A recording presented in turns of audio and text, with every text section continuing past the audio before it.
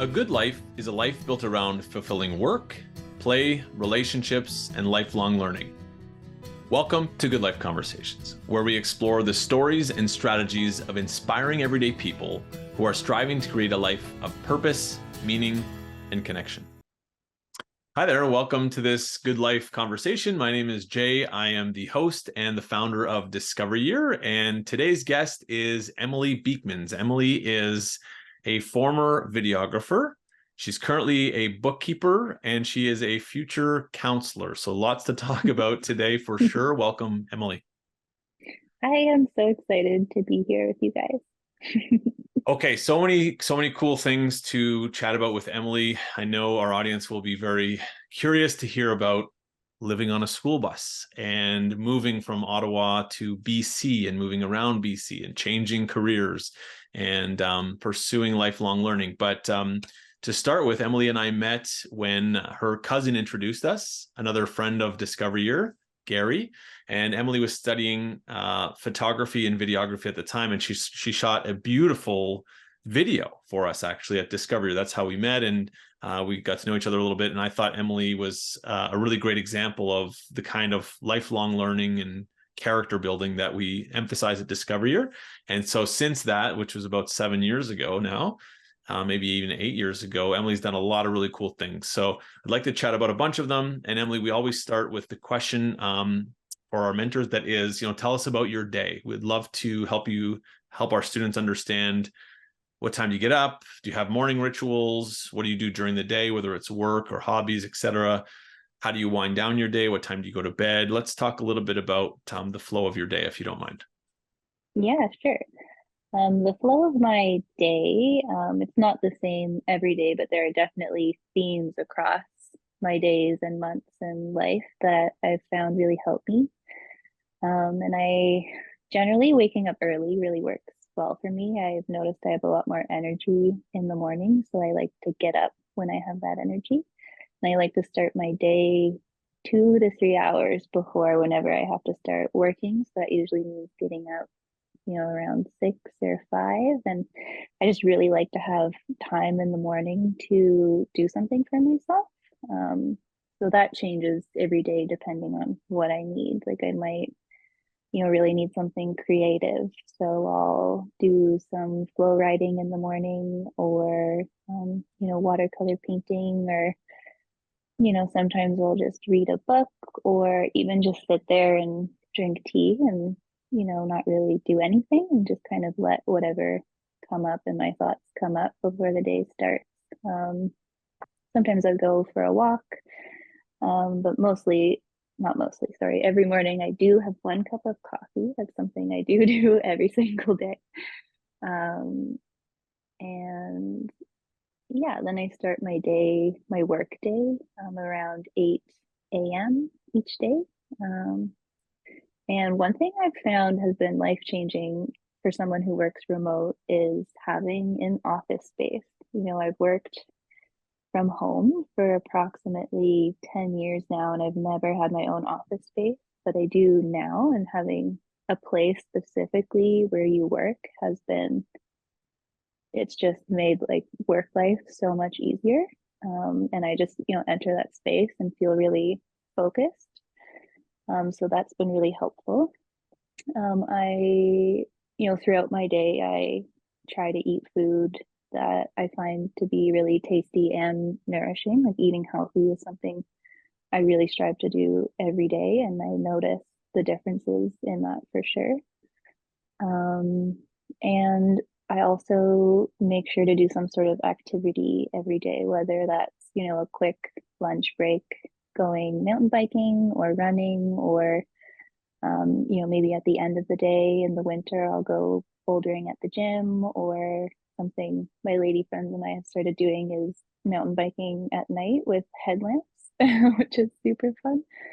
But just making sure every day I do an activity. That's really important. Eating healthy, getting exercise, and sleeping well. Like that's the ultimate trifecta that will give you a solid base in every single day. So I maintain that as much as possible every single day. Um, and yeah, I try to focus during my work day as much as possible on my work. And then at the end of my day, I, just try and make the most of it. So, depending on what I need, if I need me time, I'll do more reading or focus on a project I'm working on, or make something really tasty, or maybe I really want to spend time with friends. So I'll make sure I plan something where I get to share time with friends. Or maybe I want to do an activity. So yeah, kind of just make sure I do something every day that feeds me and feeds the things that I really care about in my life.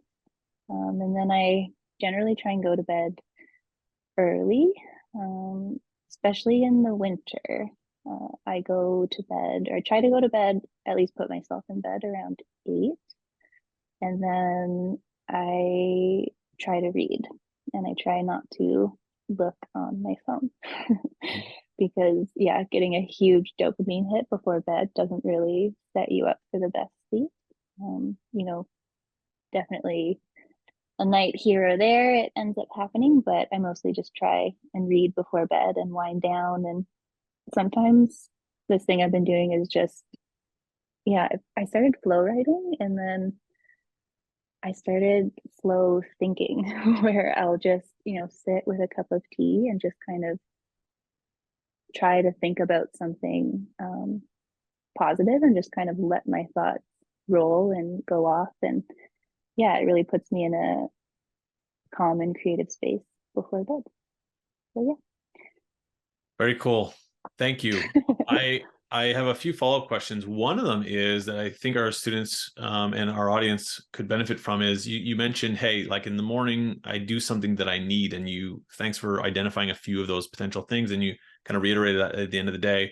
And my question is, how do you know what you need? How have you learned that you need different things? And how did you learn which things you need when? That's such a good question. Definitely with practice and, first trying different things to see what kind of things I like doing and how they benefit me, or maybe they don't serve me. Um, and, for a while, I think there's a lot of, fads out there that say, if you do this thing every single day, you're going to feel great. And, I've tried tons of those things, but I've just realized, every day I don't need the same thing.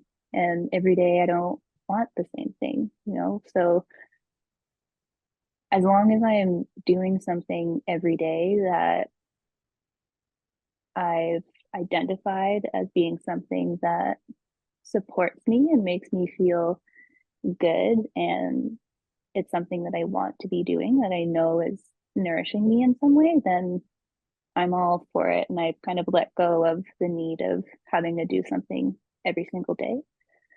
Um, and how I know what I need, I think that also takes practice. And it's, ultimately just asking yourself, um, yeah, what do I need right now? Is there something that I want to be working on? Like for the mornings this week, actually, a few of them, I was just working on answering my Discover Year bio because I really enjoyed being in that space, kind of reflecting back on my life and writing in the morning. That felt really good for me. So, yeah, I was excited to do that a few mornings this week.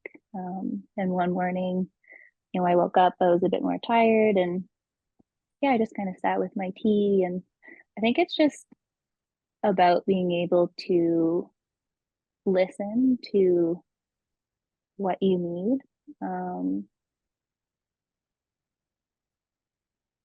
Yeah, I think that's something that takes practice. And I think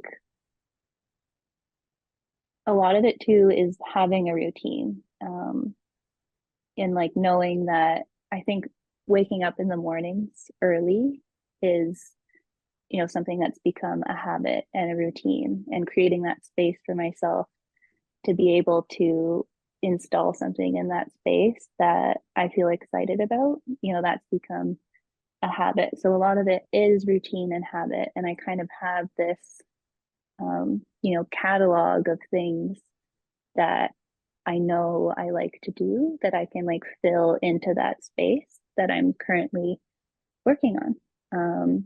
And, those things change as well. So I think, yeah, I'm not sure if I answered your question. Yeah, it's great. No, thank you. It gives a lot of extra context, and I agree with you. And research shows that practice is essential. No one will wake up one day and just automatically know what they need, or we all need to try different stuff to know what feels right and what helps us at what time. So the message that I took from that is that it's an ongoing pursuit, and it's okay if things change, but being intentional about it, about having something that makes you feel good, that's useful and meaningful. And then it takes practice to find that thing. I think that's a really good message. Yeah, definitely. That's definitely it. It's like if you can, figure out the routine and build the habits that kind of build a skeleton for your life that is really strong and stable. And then, in parallel, you're trying different things and putting yourself out there and, learning the different things that you like and slowly collecting them over your life. Then, once you have that solid base, it's like a bookshelf, like once you have that space to put those books, you can start putting those books in there. And it just, when you start doing this process, it's a total new learning experience. But over your life, you just start collecting more things that you know are good for you. And yeah, as you learn who you are as well, like we're constantly learning who we are. So, 10 years from now, maybe I won't be waking up and watercoloring. Maybe I won't want to watercolor anymore. And that's okay too. Um, yeah. Very cool. And yeah, this idea of kind of continuously learning about ourselves, that's very central to what we do at Discovery, or the idea of lifelong learning. And this year being the first step in a journey that will last our students' whole lives, to help them understand and we're all figuring it out in a consistent, constant way. I think that's a great message. And I'd love to dive in a little bit to, we said you were previously a filmmaker, you're now a bookkeeper, and you're likely going to be studying counseling soon. And many people might be wondering, are those connected? How did you get from one to the next? So maybe we can start by something that you shared just before we started recording, which I thought was really interesting, and we can explore your kind of career journey from there. But you said, so you went back to school. We didn't mention you studied psychology. You went to university, you studied psychology, then you ended up going to college to do film and photography, right? And then you started your own business, and I saw your videos and they're beautiful. So you did this, you were really talented at being this creative videographer. And you told me before we started recording that was no longer the path for you, and it became clear. And I'd love for you to just expand on that. What do you mean by, how did you know that it was no longer the thing for you? Mm, I think so. The clarity definitely came after, as I was realizing that it wasn't what I wanted to do anymore. That was a very unclear and muddy period of my life. Um, and so, I was operating my own film and photography business for, it was, I think, 9 years. Like I didn't do it full time for the whole time, but um, yeah, the last 5 years where I was working on it full time. And I really did enjoy and love many years of that pursuit. It wasn't until the last couple years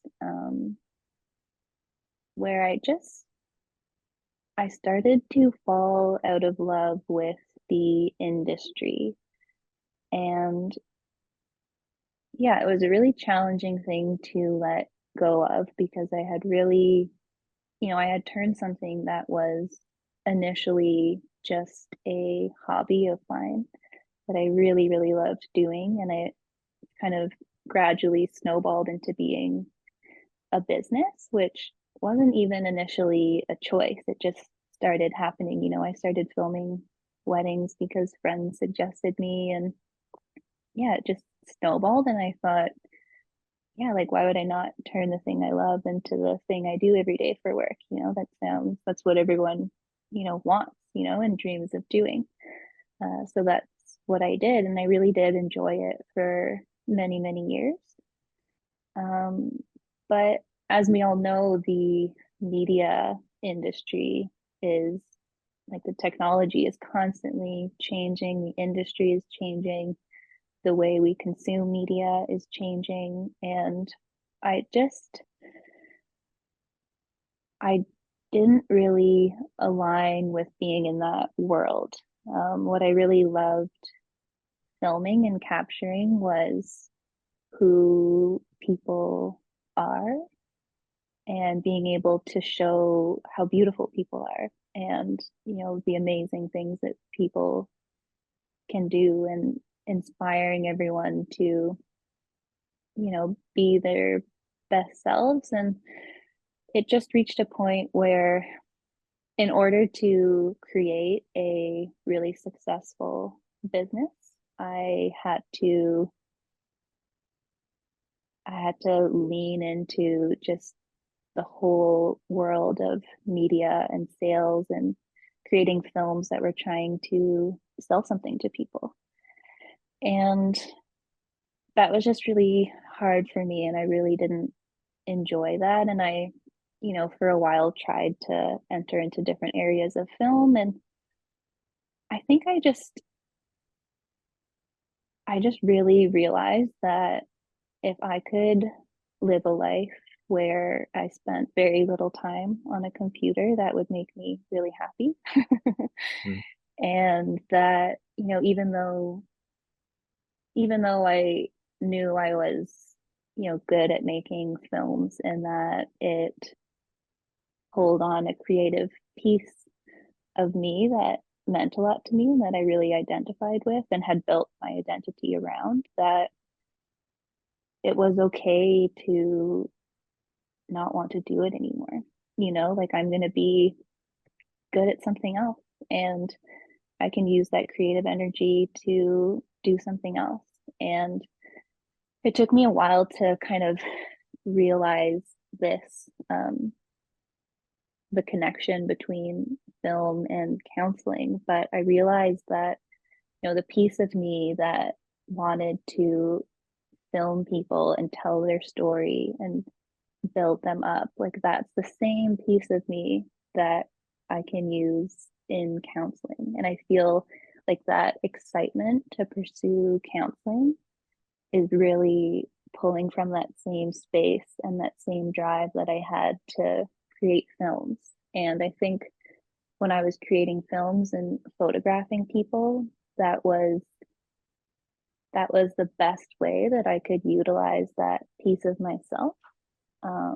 But I think as I've gotten older, I've gained more confidence. And I think in that confidence and in finding my voice, it would mean so much more to me to be able to do that in like working directly with people and um, through speaking. Mm. So that's the piece of myself that I feel really excited to build on. And I think, yeah, like that's definitely the direction that I want to go. So it was not clear and it was really, really challenging to let go of film. Like I had built my identity around it and it was so hard to let go of the way I had defined myself for such a long time and to just enter this place of not knowing who I was. That was a really, really challenging time. But ultimately it led me to really finding who I was. So it was worth it. It's very cool. And, we were chatting earlier about this, and I connected to this, these seemingly kind of haphazard mixture of careers and jobs that you've had, and I too tried different things. I was a cruise director, then I worked at the Vancouver Olympics, and then I worked at U Ottawa. In the first two examples that I gave, I'm just realizing this now as you're describing your choice, which the first two examples, I've worked on cruise ships. Most people don't do that forever, so there's kind of a natural ending. And then I worked at the Olympics ended, there was a natural ending. Whereas for you, you did this thing and you really loved it, and there could have been no ending, but you had to force the ending, which I think is really different than my experience, and much more difficult in a lot of ways. So kudos to you for doing that. And it's important, the message, I think, to for people to understand that in books and movies, sometimes we feel like we see a person and then they wake up one day and they realize this is no longer the thing. This is my new thing, and everything changes from that point forward. But that's almost never the case. There's usually this period of pain and difficulty and thought and trying stuff. So I think it's great for our audience to hear that. And I'm wondering,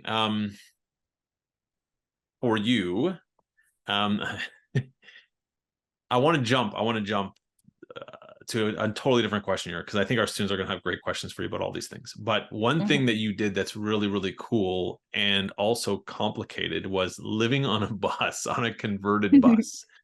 And that ties in with your journey moving from Ottawa out to BC. So I'm sure we can touch on both things. But first, if you can tell us a bit about how did you end up living on a bus? What was it like? And you recently moved out of that bus and back into a more traditional kind of home. So tell us about why you moved out as well. Okay, so why did I move into a bus? It's a great question. um, well, one thing I can tell you about me is I really like, I'm sort of willing to try anything. Maybe not anything, but I really like to try new things and have new experiences. And um, I was living with my roommate, who is now my partner. We've been together for almost 5 years, but yeah, at the time he was my roomie, and he was flipping this school bus in our backyard. And um, yeah, as we were realizing we wanted to spend our lives together, he was flipping this bus. And yeah, we were both gonna move to the mainland, Vancouver, at the end of the year. And my intention was to move into an apartment like most people. But I spent the summer helping him flip this bus, and slowly we started realizing, yeah, we wanted to live together. And I remember he asked me if I wanted to live in the bus with him, and it had literally nothing in it. It was like fully demolished. And I was just thinking, what is this gonna look like? Like, I'll live in it if we can build it into a house. But I just said yes. And we continued to flip it over the summer, and then we moved into it when it was not ready yet. And we didn't have power or water or a place to park it, and we lived in the bus, totally unfinished, through winter on the streets of Vancouver. Every night just having the light from our headlamps and eating food that I dehydrated all summer. And we did that until we eventually moved to Squamish. And eventually we found a place to park the bus in a backyard under these willow trees. And we really didn't want to bounce around in the bus. For us, we were interested in trying out tiny home living, and in seeing what it was like to build our own home. But ultimately we wanted to have it in one spot. A bus is driving the bus around. Yeah, it's not like driving a Sprinter around, like you see your whole house shaking, and it's a little bit disturbing and scary. um, yeah, so we parked it and we ended up living in it for a few years. And I learned so much during that time. You just learn how to be really grateful for everything, grateful to have a place to park your home, like grateful to have water, grateful to finally have a bathroom, grateful for everything, just the simplest things. I hope that will never leave me. So that was really important, an important lesson, because a lot of people don't have the basics that we just don't think about each day. And, I really learned how to live a minimalistic life, which I continue to live, and just being really intentional about not only the things in your life, but you have to be intentional about, how many hobbies you start, or, how much food you buy. Like every little thing in your life becomes something that you've picked and you want to be there. And I really liked the way that that felt. And that's something that I'll carry forever. Yeah, it was a really, really fun experience. A lot of great times, a lot of really challenging times that, I look back on and can't help but smile. Um, and yeah, I might need help steering this question back. So I've kind of talked about being in the bus, and now, Yeah. So why did you decide to? I mean, obviously, we can perhaps understand by some of the challenges you've highlighted already why you might want to sell it. But what was the ultimate kind of mm, deciding factor when you decided to move out of the mm, bus, to sell it off and move out? yeah, yeah. So we lived in the bus for, it was 3 years, which is a pretty long time to live in a school bus. And I don't think either of us expected to live in one for that long. And I think, yeah, we just sort of reached this point where we felt like we were ready to grow and expand past the space. The space was starting to, like, we were starting to bump up on the space and feeling, I was ready to expand out of that space and expand into my life. And, what I mean by that was, it was, inhibiting me in my ability to have friends over, have people over for dinner. I felt like it was inhibiting my ability to build community. I felt, like it was inhibiting, the different sports I wanted to try and the different experiences that I wanted to try. We didn't have room for anything in the bus. And, even just like going out for a bike ride in the rain was something, you would think about bringing all those wet clothes back into your small space. And Hmm. yeah, I just felt ready to not have to think about the basics so much. It was a really important experience to have to do that for a period of time. But ultimately, the reason we all live the way most people live is because it's easier, and because if we have the basics covered, then you can really start to focus on other things and really build on top of that. It's kind of like what we were talking earlier about building a routine and good habits for your life. Like once you have the base, you can start filling it with things that nourish you. And yeah, I was just ready to do that, and felt myself bumping up against the bus. And yeah, it happened. um we had talked about being ready to move out, but couldn't really pull the trigger on that because we were only paying $200 a month in rent, and just the rent in Squamish is really expensive. For the 1 bedroom condo that we eventually moved into, it was $2,500 a month. So, just looking at the numbers, I think that's probably why we ended up living in the bus for so long. It was just hard to imagine paying that much just for the basics when we had the basics covered, in some way. But then one winter, as we know, the climate is changing every year, is really different. And when we first moved to Squamish, the weather never went below zero, so we didn't have to think about the pipes freezing, or anything like that. But then the longer we were in it, year after year, it started getting colder and colder. And that last winter we were in the bus, was the year we moved out, because our pipes had been frozen all winter. And eventually, like over the holidays, our water heater burst, which was fixable, but yeah, we just had no energy left to put that into the bus and decided that was the right time to move out. So we did, and eventually found a condo to live in Squamish. And that was a really exciting time. We felt so grateful for a dishwasher. Hmm.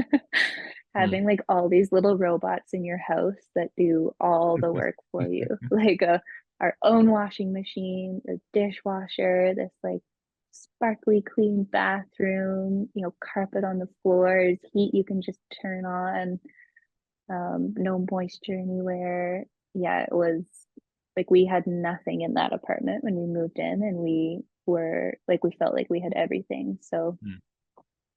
yeah, that was a really powerful time and a really fun transition, I think, to enter back into the way most people live, but just to have this, it felt like the way you feel after you go backpacking. Hmm. That's sort of what it was like to live in the bus. Like while you're backpacking, you're still living, but when you get home, you put your bag down and you're just, yeah, you can stop. You don't have to think about as many things, you have everything you need, your bases are covered, and you can just go buck wild. Yeah. Um, yeah, that's what that felt like. What I keep thinking about when you're describing this, and you touched on, I think you mentioned, hey, I hope I can maintain this level of gratitude. And I'm thinking a lot about some of the research in psychology and this idea of what's often called habituation. So, you're talking about all these things that were huge challenges that helped you, sounds like helped you maintain a significant degree of gratitude. And research has long shown that that feeling wears off for us. That's why people 50 years ago a 1,200 square foot home was huge. Now it's 4,200 square foot home is huge, and people just kind of get used to what they have, and therefore to really have that sense of gratitude or awe, we need bigger, better, faster things. So I like that. What I'm interpreting from that message, anyways, is that all of us need to have these moments in our lives, or these periods where we reduce or we change things, so that we can remember how much we Mhm. appreciate things that we've taken for granted before. And I think that's a really important message for young people. That and you're a good example of someone who's tried a bunch of stuff and perhaps been reminded in many scenarios of why you're grateful of certain things, having tried a bunch of stuff. But we were chatting earlier about that, how important it is to keep trying things. And Mhm. I appreciate that message. It's not one that people have shared before. No one else in our mentor community has lived in a bus, to be fair. Well, So it is pretty crazy. it's so cool, and I love that. I love that message. And so we're kind of coming down to the end of our time here. And one of the questions that I think we touched on a lot of the questions in a different way than perhaps normal, that we normally do. But we heard a lot about your hobbies, and perhaps our students will ask you more about some of those things that you do in the morning, or your headlamp guided biking in the evenings, and if you've ever wiped out, or Oh what the yeah. safety protocol is there. But these are good life conversations, and I would be interested for you to impart any advice or wisdom that you've taken with you for the last kind of maybe 10 or 15 years since you were in our students' kind of similar situation. And if you think about living a good life, which includes, work and relationship and hobbies and play and travel and learning and giving back, what advice would you offer them? Such a big question.